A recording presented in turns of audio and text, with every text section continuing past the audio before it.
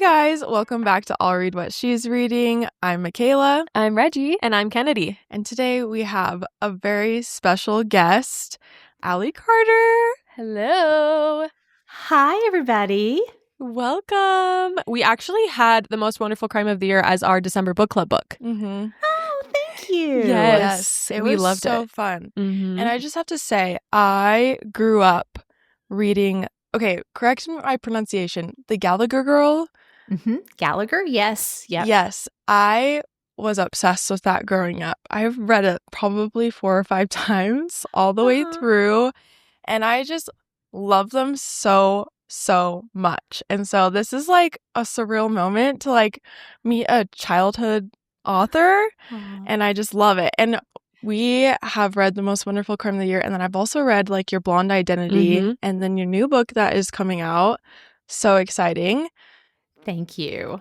I was, when we made the transition from teens to adult, I was like, well, the Gallagher girls have grown up, and it's that's probably been the most fun part about all of this is meeting readers like you who, and sometimes they'll come to events or signings and they'll have like the picture of when they met me when they were 12, That's so cute. And it just is so incredible. It's amazing to see the incredible people that you guys have all turned into, and I knew you would, but it's so fun to reconnect with all of my readers. That's so sweet. Yeah, I've loved seeing you also grow as an author and to read your kind of more like adult fiction as well, and it's so fun. So Thank kind of you. along those lines, like tell us your story. How did you become an author? How did you start from like the young adult and then going into your adult? Well, my mom was an English teacher, and so books and stories were always very important in our house. And I also grew up on a farm, and so and I'm quite a bit older than you guys. And so, like in my childhood, there was no iPhone, there was no iPod. There was if you were on a tractor all day baling hay, you were on a tractor all day baling hay, and that was it. That you entertained yourself.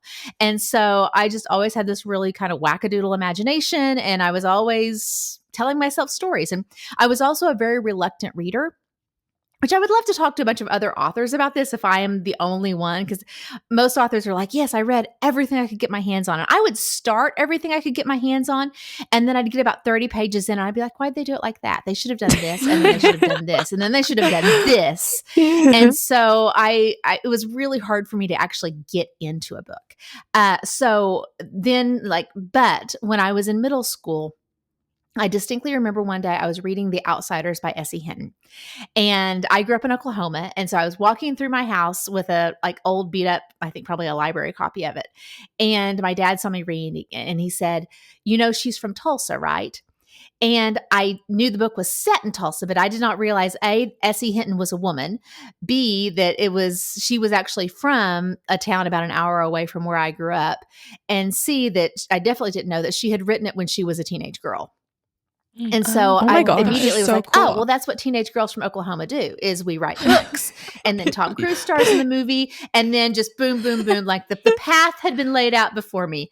And so that was it. And I just really, from that point forward, wanted to be a writer. I knew, though, that it was a long shot, that most people, there are a lot more people who want to be writers than there are who get to be writers.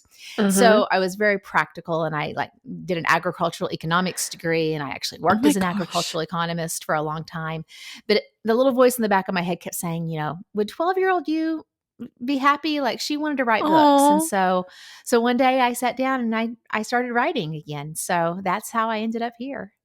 Oh my gosh, that is amazing. Such a cool story. So did you, while you were sitting in that tractor, did you come up with any of the ideas for your earlier work?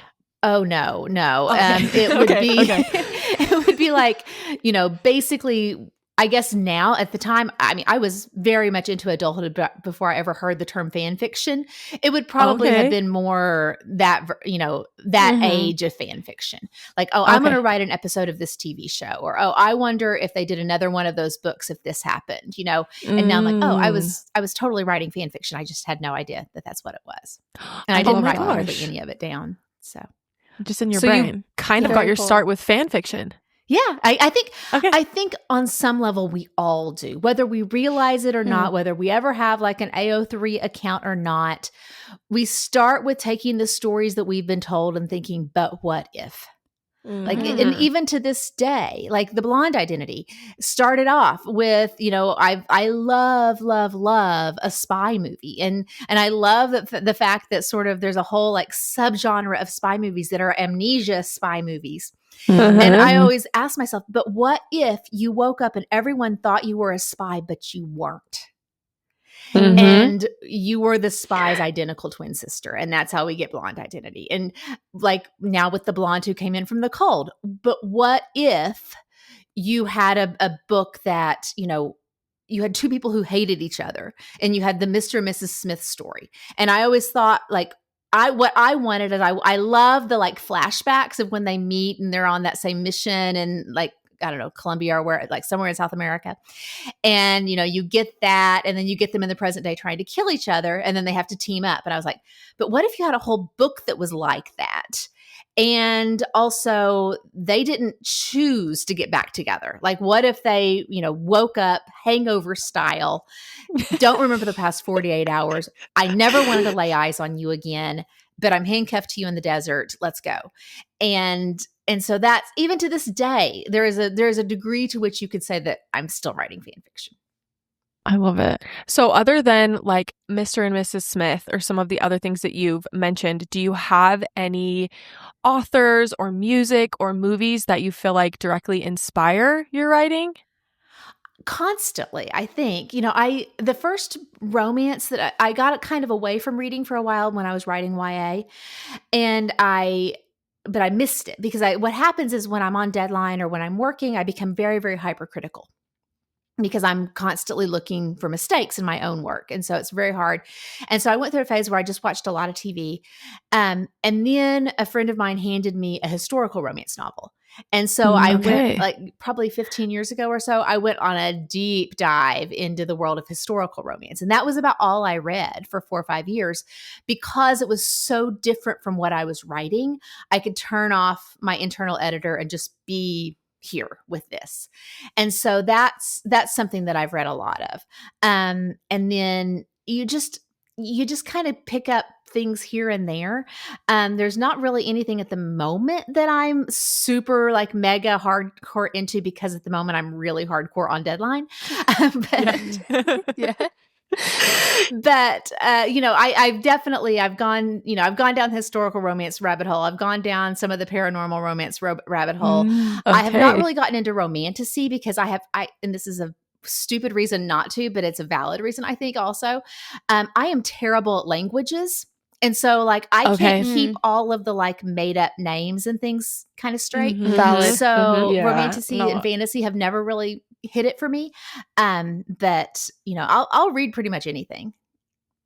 I love it. I will agree. Romantasy can be very intimidating. I feel like what has saved me and maybe them as well is audiobooks. Hearing the pronunciation of them, I'm like, oh, that was not how I. Yes, same. Oh, maybe you'll have to give it a try. We can give you some recommendations. We can give you some intro. Yeah. What's the good start? What is the good like entry point? Do you want young adult or do you want adult? Yeah, I probably want adult. I mean, I'd probably say, well, Throne of Glass isn't necessarily. I don't feel like there's a ton of crazy like names. Yeah, there's a few. You could pick up probably anything by like Sarah J. Maas or Rebecca Yaros's fantasy series is pretty, I would say. Yeah, those are like pretty intro. Yeah, pretty intro to like fantasy, easy to grasp and understand. Yeah, she might also like Serpents by Carissa vampires. Broadbent. Vampires. I do like a vampire. I do. Yeah. Serpents in the Wings of Night. Yeah. Or you might like. We just read, Shield of Sparrows. It kind of has a little bit of a mystery element, which you might really like because it's really like that. Yeah, it's closer to kind of what you write a little bit. I feel like, and I think that author Devaney Perry, I think she writes kind of similar to you, like romance mystery, less spy, but like mystery romance. There's some underlying like crime committed, they're trying to solve a crime type vibe. So you might enjoy that book. I like It's a good like a rec. character on a mission. I like a character with an actual external goal, and it's that I'm sure that shows in all of my writing. Like I think if I were to sit down and write like in YA, I used to call them locker books with the kids, you know, and they have to end up like a lot of the scenes are just them standing outside the locker, and I was like, I couldn't write a locker book. I have so much respect for people who can, but I couldn't do that because they're not going anywhere and they're not doing anything. And so I like characters who have to go places and do things. Which I do appreciate that about your books because in both, I've read The Blonde Identity and then The Most Wonderful Crime of the Year. They're very, I don't want to say high octane, but they're so entertaining because there's always something going on and there's always movement. It never feels stagnant. So Thank you. saying that makes 100%. That's very conscious. Like I really believe that books and plots should be able, and authors should be able to walk and chew gum at the same time. You know, I think, you know, we've all read the book or the scene where it's like, okay, well, this is the scene where we meet her little sister. Okay, great. What else are we doing in this scene? Oh, we just meet the little sister. That's all. We're not introducing any. Okay.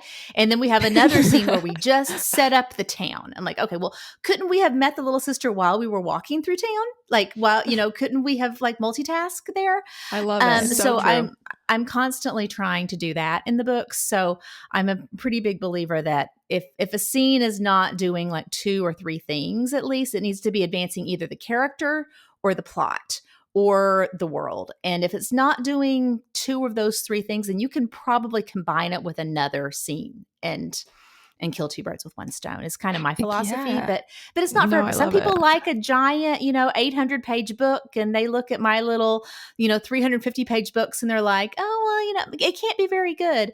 But everybody has a different taste. That's fascinating. Yeah. Oh, I feel like it's also easier to pick up a book that is like 350 pages, and I really appreciate how page turning. Page turning. No, thank you. That's very sweet. I'm the same way. Like when I used to have a day job, I loved a book that I could get home from work, eat a quick bite of dinner. I don't have kids, and sit down and read the whole book before bedtime.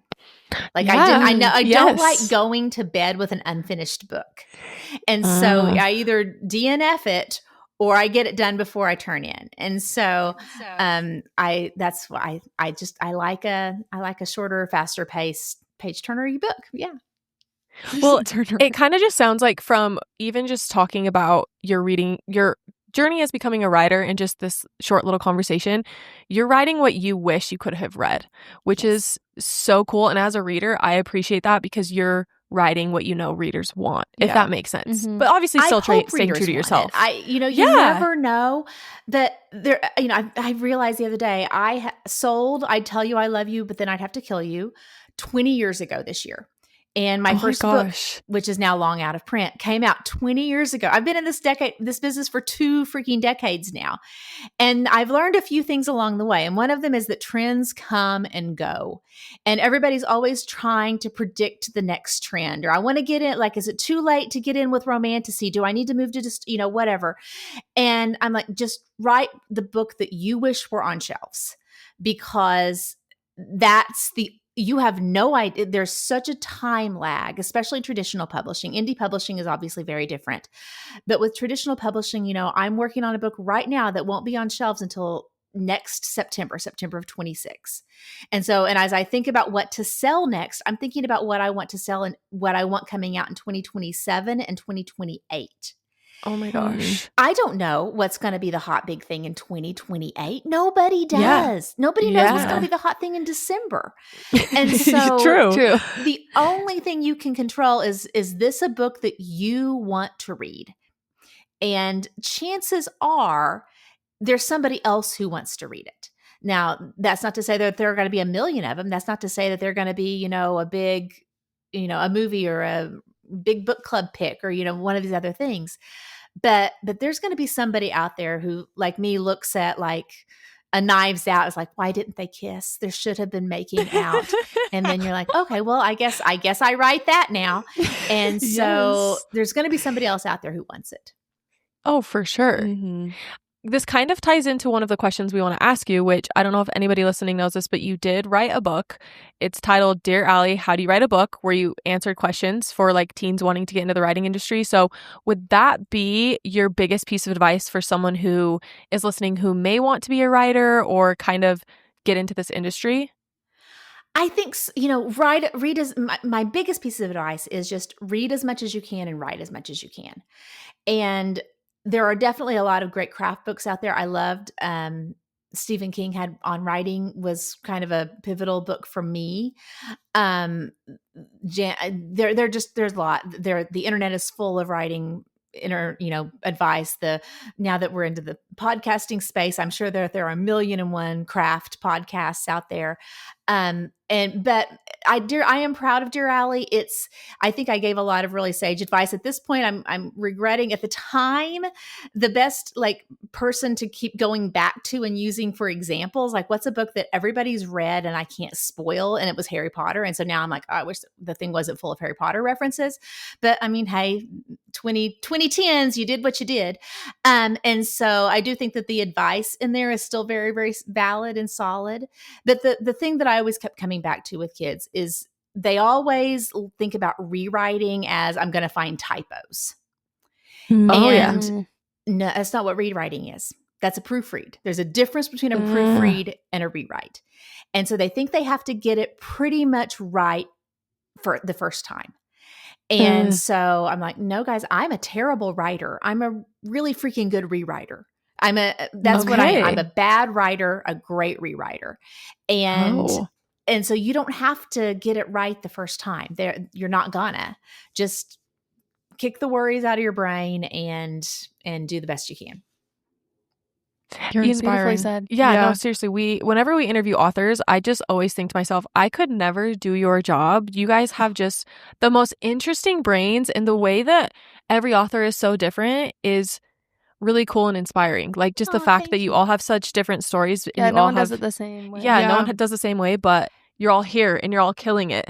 Yeah. There is no right way and there is no wrong way. And I probably say that in Dear Allie a million different times. Like you have one job, and that is to find the way that works for you for this book. And that's the other thing is that like the book I'm working on right now is for some reason it is coming out differently than any other book I've ever written. And I don't know why, I don't know how, but and so you just kind of eventually have to, my friend Rachel Hawkins, she always just says, go limp. Sometimes you just have to go limp and be like, all right, this is what we're doing. And this is what we're doing. And I wish I could make them listen to me, but they don't. So you're saying you've done this for 20 or not 20 decades. Sorry, 2 decades. Feels like 20 decades. I'm sure it feels like that. 2 decades now. How many books have you published, and where would you suggest, like any listeners who haven't, dove into your books yet, where would you suggest they start? Honestly, I think it's maybe 21 published books or 22.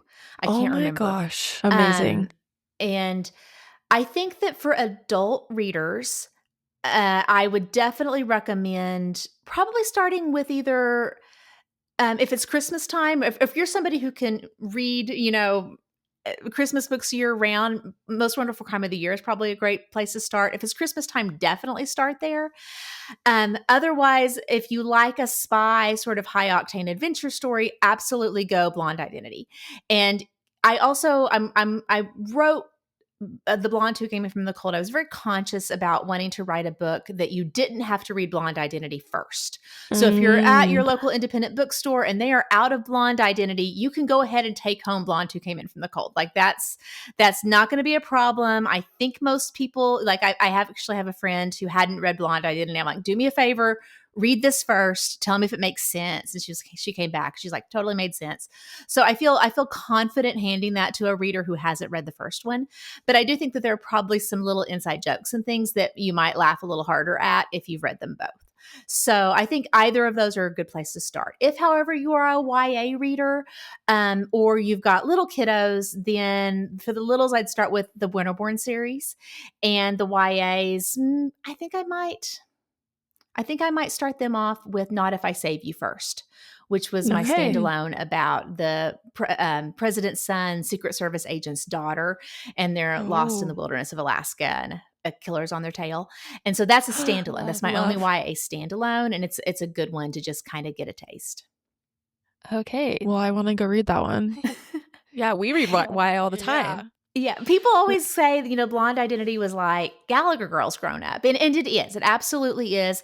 But in a lot of ways, and especially from a story kind of standpoint, it is almost exactly like Not If I Save You First. Because Okay. it's two people on the run, facing down, dangerous elements and dangerous people. And they dovetail very, very well.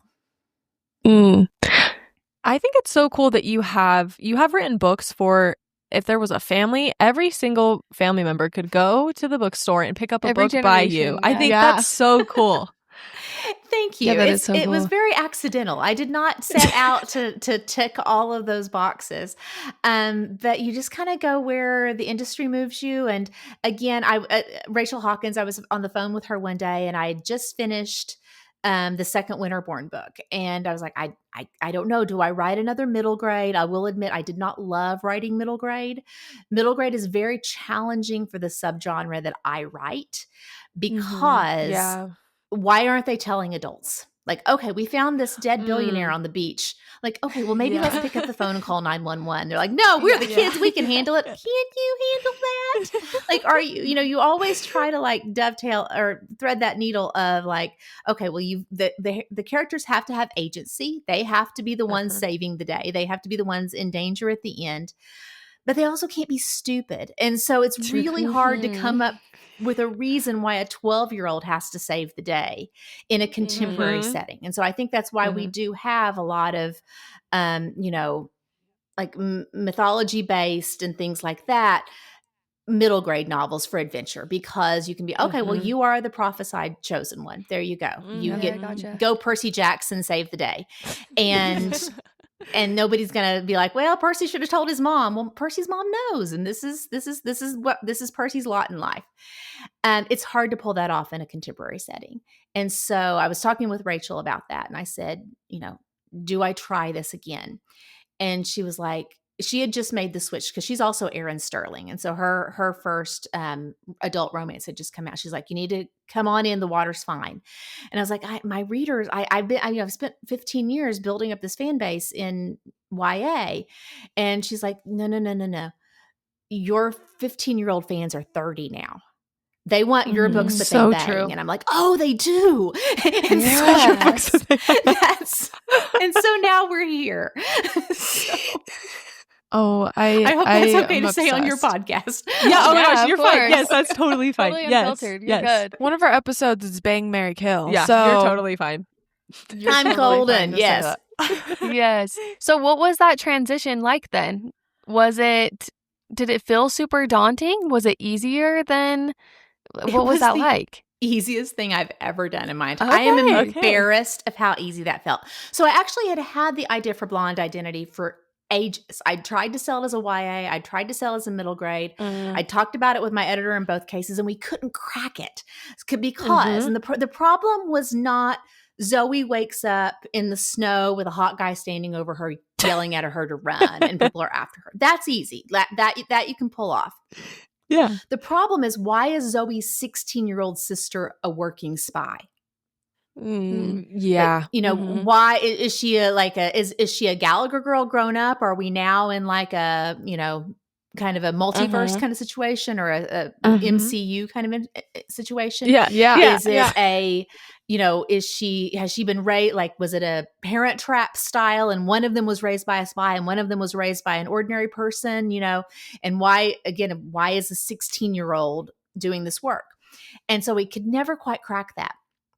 And then I was on the phone with Rachel and I said, what am I supposed to do? Dust off that old Spy Twins idea, except now instead of, being the daughter of a super secret villain, she's just a CIA agent who's been undercover with the Russian mob. And I was like, wait a second. What if? What if? And so I think because I had the story in my brain for so long, it was so easy to sit down and write it. And I'm embarrassed at how easy it was and how much fun it was, because again, I could kind of cast off the the worry that I've been carrying for 15 years of, why aren't they telling an adult? Why do these kids have to stay the day? They should really contact somebody who has training in this. And I was like, wait, they are the adults. They do have training in this. The reason that they can't contact the CIA is one of the people chasing them. I was like, oh, all of the sort of barriers went down when I made that call, and it was great. I'm not gonna lie, I didn't ever think of it like that. No, but yeah. when you say all those things, I was like, that makes 100% sense. The fantasy people had it a little bit easy. Yeah, seriously. With the young adult and the prophecies and stuff. You had it hard. I had a little bit. It had to be realistic. I like to say I've been swimming upstream, and it's the same sport, but you're going against the current, and also like with the trends and things, and it helps a lot of times. I think, it is an industry that is very much driven by tides, and so Fourth Wing came out of nowhere, and all of a sudden it's romantasy everywhere, or you've got these kind of big books, and then people can kind of jump on and be like, hey, I've always wanted to write one of those. And then all of a sudden, you walk into Barnes & Noble and there's a giant table of them. One of the challenges that I think I've realized is that the type of book that I write, there's probably never going to be a giant table of them. And I hope so. I would love to be on the giant table someday. But these kinds of and I've had a lot of people say, I sat down to write a book like yours. I realized it's really hard. I'm like, yeah, it kind of is. I'm sorry. I hate to break it to you. Because there are these things that you kind of don't realize until you get into it, that, it's also very easy kind of tonally. Tone is now my bane of existence, because when you're trying to genre merge, it's a Venn diagram, and you can only be where the genres overlap. And so there's a part in Blonde Identity, and probably also Blonde 2 Came In From the Cold, where things get really dark. And if this were just a spy thriller, you would, the bad guys would be torturing her. They'd be pulling out her fingernails. They'd be doing all these types of things. Can you do that in a rom-com? No, you can't. And so you have to find the place where they overlap. And so you're constantly trying to, again, thread that needle of you can do this here, or you can go really comedic, but then it's not a thriller anymore. And it's very easy for, especially on the YA, when I was doing YA in middle grade, for it to kind of go super Agent Cody Banks or Spy Kid. And then he pulls out the gadget and he's got the little thing. And that worked great for that tone, but that wasn't the tone that I wanted. And so constantly thinking about tone, especially with Blonde and with the Blonde books, because I want them to have a lot of heart. I want you to feel like it's these two people, and are they gonna make it? And all of the external conflict that they're facing really just sort of mirrors what's going on internally with them.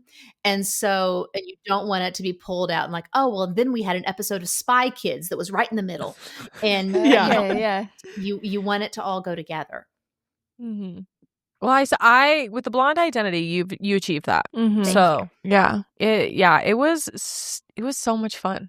I truly hadn't read a book like that before. Yeah.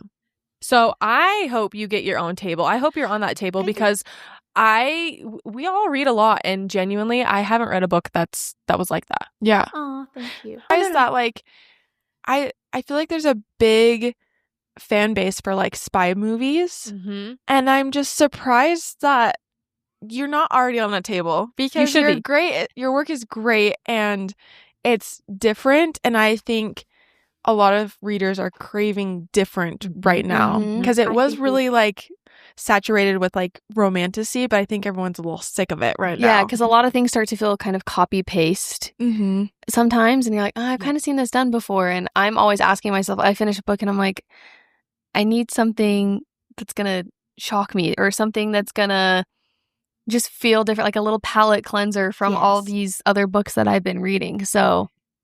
And I think that's another way in which it's nice to have kind of the shorter books, because again, I've read 3 romantasies in a row. Okay, I want something kind of different. I want something It's a little bit, a little bit of a palate cleanser, like you say. I do hope that someday I kind of am crossing my fingers that we will have a bit of a, I'm using the term and somebody's going to burn my house down for using this term, but rom-mystery kind of way, because, Yes. we've always had, mysteries have always been a thing. Romance has always been a thing. And I don't, and definitely I am not the first person to combine the two, but it has not really ever been a thing where, I think because probably in most mystery series, nobody wants it to just be one book. Like you're trying to set up a series that you can get 4 or 5 or 6 or 20 books out of. And so, but a romance, of course, they stand alone. Like you've got the happily ever after, and then they're done. So that may be why we have it. Like you've got your mystery, romantic subplots, but they take 10 books to get together, and you're like, oh my gosh, in book 6 they kiss, and I'm like, okay, let's move it on here, people. So it would be really fun to do that. When Ryan Johnson talks about Knives Out, he said he wanted to put an Alfred Hitchcock engine in an Agatha Christie car. And so whenever I wrote My Most Wonderful Crime of the Year, I was like, what if I put an Emily Henry engine in an Agatha Christie car?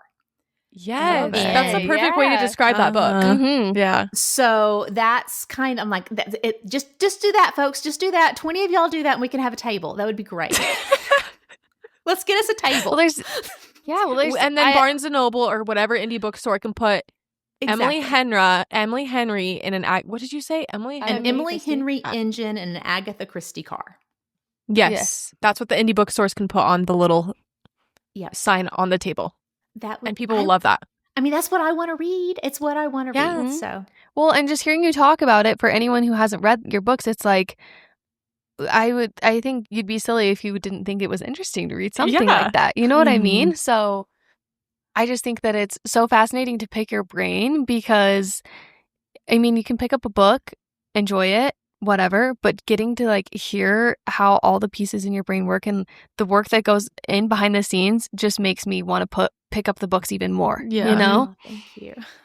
I love it. Well, I personally would love to see your books on the big screen. Would you ever want that to happen? And if so, what book would you want it to be?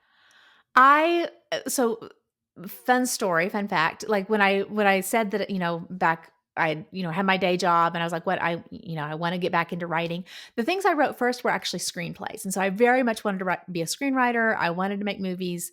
I quickly realized that was kind of silly, because it's just they make so few movies a year, and they make even fewer now than they used to, but they publish so many books a year. And so the numbers were not, the math wasn't mathing. But yes, I would love that. So like, the old original paperback copies, I don't know what kind of edition you had of Love You, Kill You, but on the back it said, under option for film by Walt Disney Pictures. And so I do have that. To this day, people are like, is Disney ever going to make that movie? And I'm like, Disney hasn't had those rights in 18 years. And so it's crazy that, but like that property and so many of my books have been in and out of option for so very long. But I would love to see it happen. So I'm open to it. I do have some things under option right now in development. I feel pretty good about it, but I felt good before, and I've always been burned. So we'll see. But I would very much love that. I think that it would be, the problem with the Blonde series is it would be expensive to make, because you've got, lots of sets and explosions and things. I would think Most Wonderful Crime would be fun and cheap and easy to make. But I don't get to make them. So, but I'm remain optimistic, cautiously optimistic. We've got I had a bunch of calls like this, like interview type things last year for a property. And it was incredible to hear, again, like my readers have now grown up. And so the girls who were like 12 with their braces coming through my signing line, being like, one of these days I'm going to grow up and I'm going to work in Hollywood and I'm going to turn this into a movie. And I'm like, oh, that's sweet. And then they're like, hey, remember that time that I was at your signing? And so they have grown up and they're working in Hollywood and they want to turn my stuff into movies. They're incredible. Cool. They are kicking butt and taking names. And so I'm so proud of them. Oh my gosh. How cool that your books did that, like stuck with them from the time they were young to the time they're now working in Hollywood. What a full circle moment for you. That is so cool. It's wild. I also did an event in DC when Blonde Identity came out. I'm going back there on tour in a couple of weeks, so I hope these girls are able to come back. But the number of girls who came through and were like, I loved you when I was a kid. Now I work for the FBI. And I'm like, Oh my gosh. yes, I'm a, I work at the Pentagon, and That totally and just so gave me I mean chills. they're doing Yeah. it. They're That's so doing cool. they are I'm with the Yeah. State Department. I work at the National Archives, like Oh they my all had jobs like that. And I was like, how many of you in here have a security clearance? And like half the room came up. Oh my gosh. And honestly, that's probably all because of your book. Yeah. I kind of think it was. I mean, Yes. they didn't pick up those books accidentally. They picked it up because they had kind of a natural interest, I think, in maybe that Yeah. type of thing. But a lot of them, like some of them were like, I can't tell you where I work, but your books are very popular there. So Oh my gosh. they grew up and That's became cool. spies. That's insane. It's That's amazing. cool. It makes me so happy. Ugh, I wanted to go to the Gallagher Girls School so badly. I wanted to be them. Obviously, I took a different route than a spy or, That's okay. working for the FBI, but I loved it still. I think about it all the time, and I was seriously so excited that we were doing this today. I mean, I'm trying to remember. I swear when we started this podcast, I remember one of the first episodes we did, you talked about the Gallagher Girls series. I think Yes, you you said it was did. one of your favorite series. Yeah. Yes. Yes. Yeah. So Amazing. I loved it. Right when I got married, I went through a phase where I reread all of my YA books, and that was one of the series I read, and I was like, I love it just the same as I did when I was younger. So So cute. I just think it's so cool. I'm actually so impressed that you've made that big of an impact where people are like, yeah, I work with a security clearance because, your books kind of pushed me in that direction.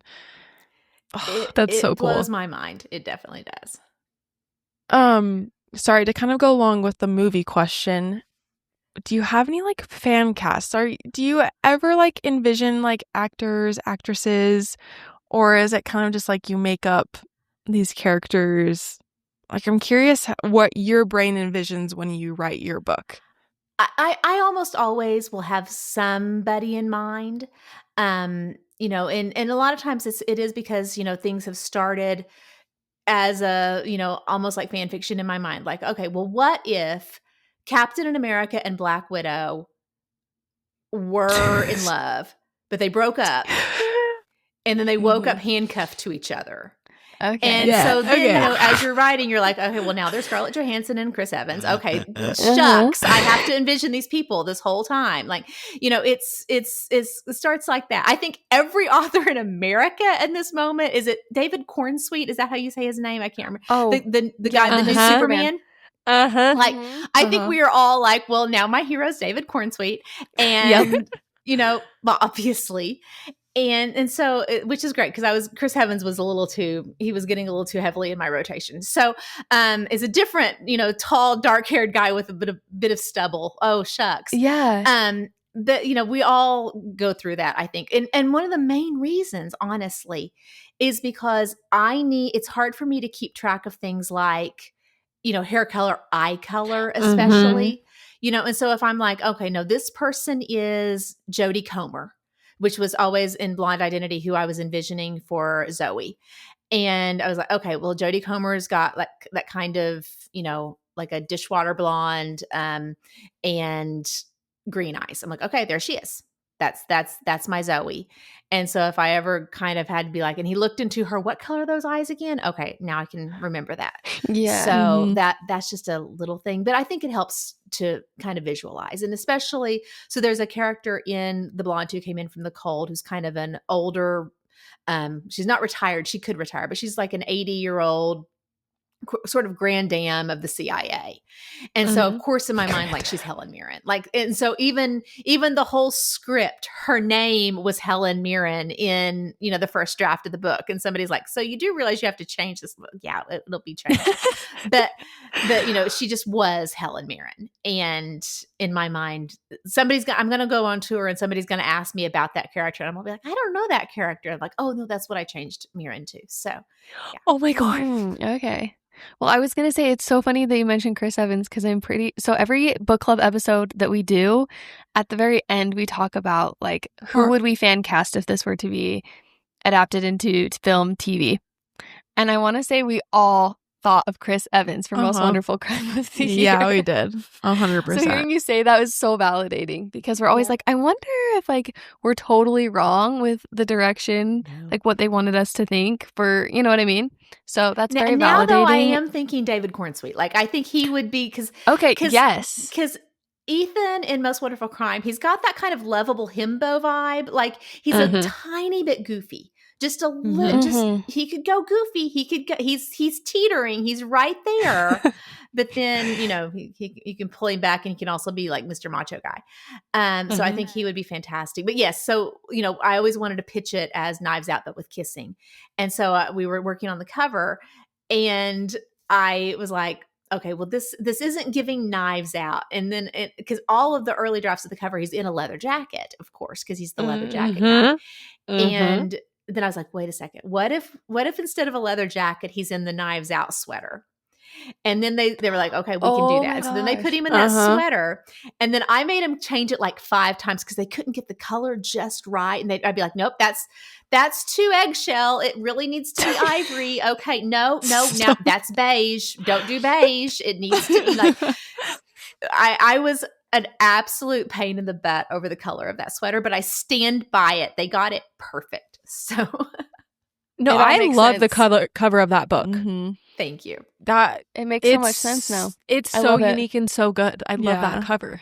It's very eye-catching as well. And I think there's a lot of books that look very similar. And you want, in a world of books that look similar, you want it to be unique and different and eye-catching. So I loved it. You do. You want it to be unique, but you also want people to look at it and know what it is. So, you can put a cover on that nobody's ever seen before. But is it a cover that makes them be like, that looks like something I would like?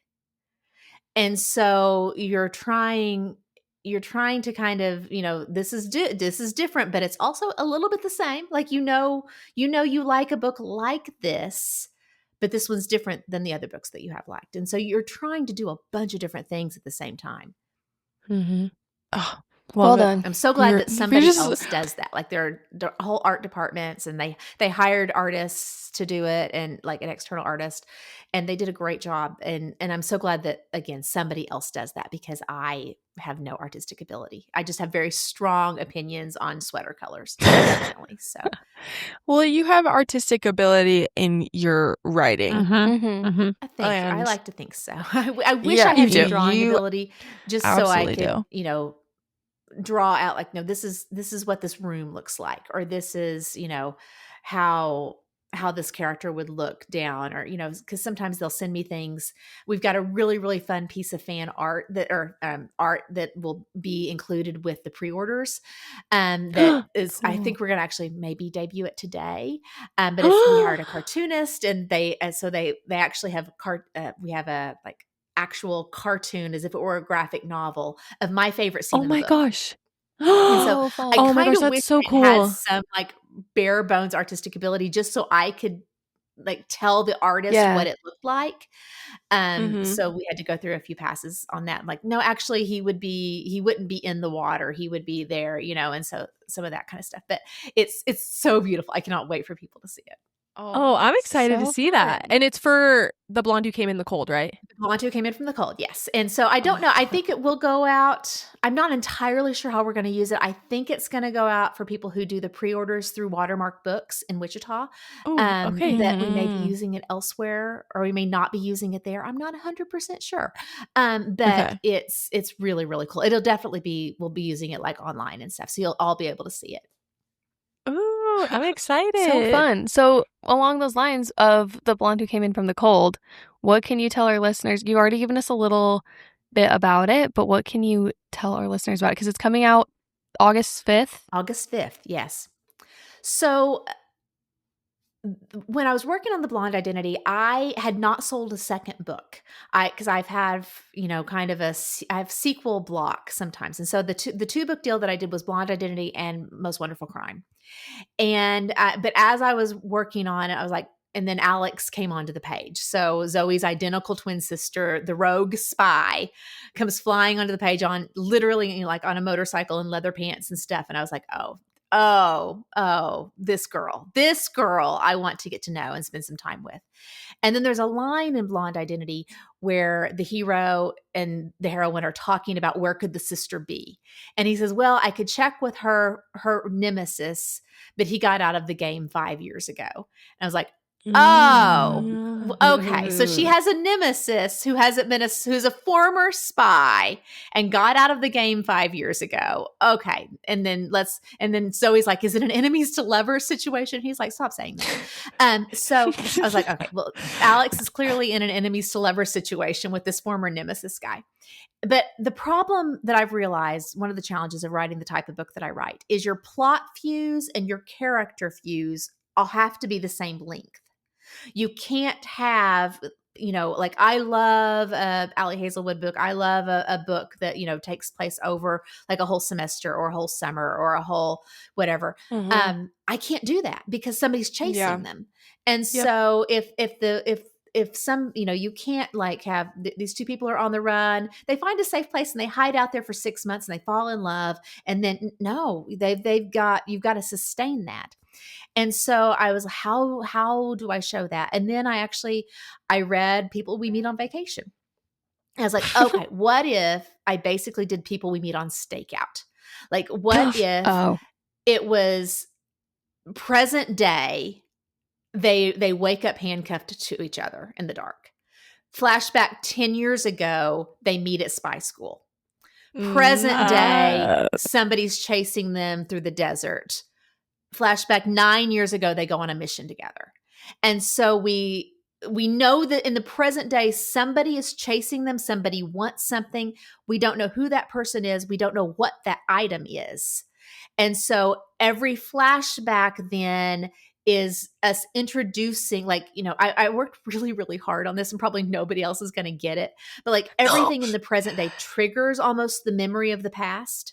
And so like they see a tattoo of a guy and he's like, looks familiar. And she's like, oh, darn it.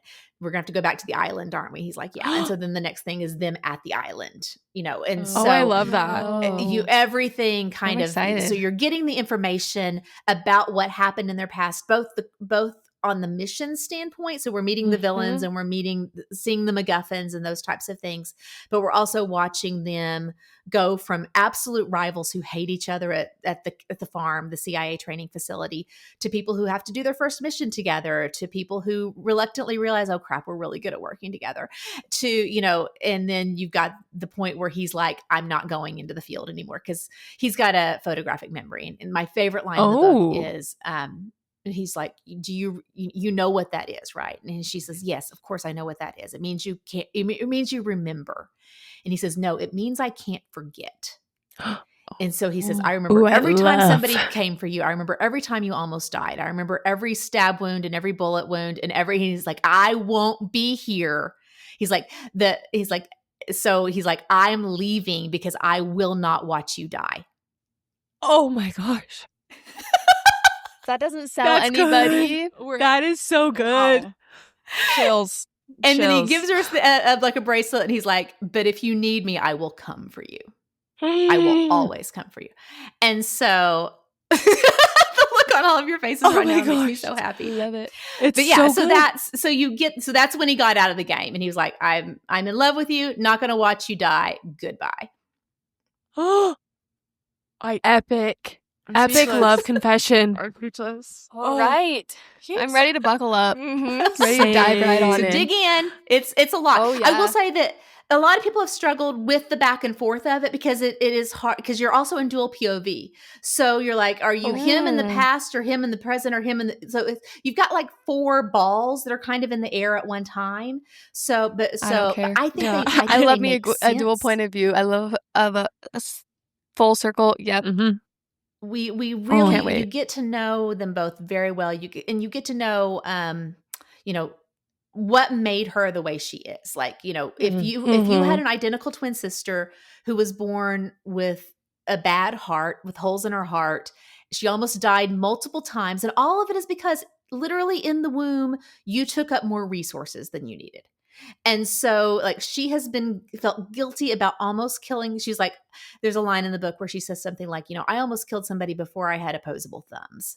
Like, don't tell me I'm not a badass, basically. Like you know, I have like, don't come for me, dude. I know what I'm doing. And she's dealing with all that guilt, so much survivor guilt. And so it was very fun. I love them. It sounds amazing. Yeah. Thank you. The sounds dual point of view, dual timelines. I'm sold. mm-hmm. I'm so sold. I was sold before, but now I'm even more sold. I'm So. even more sold. Thank So you. where did your, because I feel like a lot of them have to do with like spies, mysteries, where did your like this start? Did you like watch a certain movie or like read a certain book that kind of set you on this trajectory of like spy movies? I honestly don't you know. know.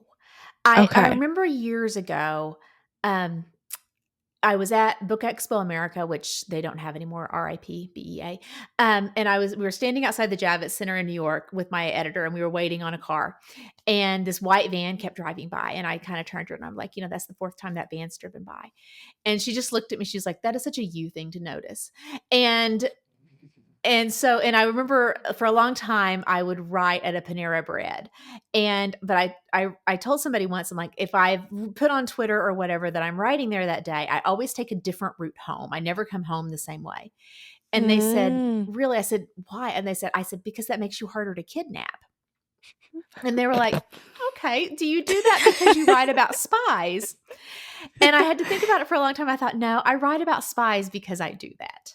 Like, I think I'm just kind of wired a little bit that way. And so like I can watch any movie, any book, anything. Like the book I'm working on right now that we haven't announced yet. And it's not spies, but it is a mystery. And it's because I totally misunderstood where the plot was going in this book. And I was like, oh my gosh, this is going to happen. And then this is going to happen. And then that's going to happen. And then of course, none of those things happen. Like none of those things happen. And I was so bitterly angry about it. And then somebody's like, you know, you can write that now. I'm like, oh, I can. Huh, that's great. Good to know. I'll just go write that then. Because it's, somebody like there was a mysterious knocking in the night. I'm like, okay, well, clearly this is what has happened. No, it's never.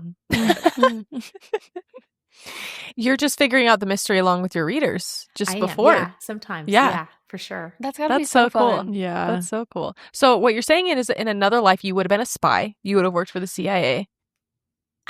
I don't know. I am not smart enough. Like you have to be so smart to do that. You have to be able to hold so much knowledge in your brain. And I can't hold anything in my brain. That's why I have like 17 different whiteboards in my office right now. But I do think I could have been like if they need somebody to sit in a room and brainstorm, like, how do we get these people out? Yeah, I want to do that. I can help you with that. Like an extraction type crew. Yeah, I would not have been good Fun. in the field. No. Because even when I, like my 3 years of high school Spanish, it all sounded just like this. So can't do the languages, can't do the math, can't do any of that. But you need an unconventional way of getting somebody out of, Guadalajara. I'm your girl. Call me. So. There you go. Hey, I think there's just as much talent in that than as being smart with words and numbers. So thank you. So you're working on a book right now that you said will come out next year. Do you have time to read? Do you like, is there anything you're reading right now? Do you have a current read, or are you just like, I gotta write? I right now I really have to write. I'm in the I would love to turn a draft in before I leave on tour on the 5th. And again, for some reason this book just does not come out the same. Like always before I can write, like I actually do my first drafts kind of as a screenplay. So because it's just the scenes and the dialogue. And so I know like, okay, who needs to be in this scene? If the big twist is this, then I need, that like, oh, he's got a pocket knife or whatever. I need that to be introduced here. I can kind of like almost like a dollhouse, like kind of mock everything up. I can't, for some reason, this book is not letting me do that. So I'm kind of having to figure it out as I go along, and it's driving me crazy. But okay, you do you, baby. But so I haven't been reading as much as I really should. I'm loving Superheroes Need PR, and I'm just blanked on the author's name because I'm a terrible person. Sitting somewhere around here. I've really loved. I actually got like an audiobook deal of like some old Agatha Christie audiobooks, and so on my drives I've been listening to those because I realized like oh, everybody's asking me all these Agatha Christie questions and I haven't read all of the Agatha Christie's. Well, there are a bunch of them, but even like some of the big, like more famous ones, I either haven't read or read so long ago I'd forgotten them. So that's been really fun to kind of rediscover her. And I just have not been able to dig into the books like I would love to do. And maybe honestly, as hard as tour is, and it's very, very physically and, just emotionally grueling. One of the nice things is you have all day, like while you're sitting in the airport and stuff, you can kind of guilt-free just read. You're like, okay, I've got a bottle of water and a bag of peanut M&Ms and, the new Emily Henry, let's go. And so it's kind of nice in a way. I'm kind of looking forward to that. Yeah, that's exciting. But I mean, everything you're saying, totally valid. I mean, there's blood, sweat, and tears that go into writing a book, I'm sure. So there is. And one of the hard parts too is even if I am reading something, I feel like I'm not giving that a fair read because I'm so hypercritical in my own brain at the time that I can't turn off my internal editor. So that's, that may be when I watch a show or something like the show that I've loved this year that they just announced is not being renewed. And I'm so sad about it is The Residence on Netflix. It was a new Shonda Rhimes show about a murder at the White House. Okay. And so if you love like Monk or kind of a quirky detective, it's great. It is so great. I am so sad that they canceled it and they're not doing a season 2. That's a bummer. But check it out. Well, that kind of leads into our next question, which is like, what's something you're currently obsessed with right now? You kind of shared your TV show, but is there any like snacks or like products that you just are like, books aside, let me tell you what I'm loving? Well, I'm trying to do the whole like eating healthier thing. And so I have like my TikTok algorithm or my Instagram algorithm is all of the like high protein stuff. And so I am eating a lot more cottage cheese. I'm drinking a lot more Fairlife milk. I'm doing a lot more of those types of things. I've actually, 2 friends and I are doing this is kind of an obsession we are actually going on a Viking river cruise in December to the Christmas markets in Eastern Europe. Fun.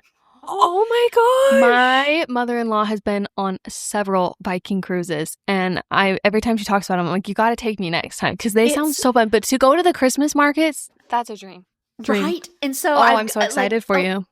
A lot of times when I'm sitting down at night and just kind of scrolling through my phone, like I'm like looking at stuff for that trip, like, well, what markets do we want to hit when we're in wherever and stuff. And so that has been really, really fun and a good distraction. And also like, especially as I'm working on, I don't think it's a spoiler to say, but my new book will be another Christmas book.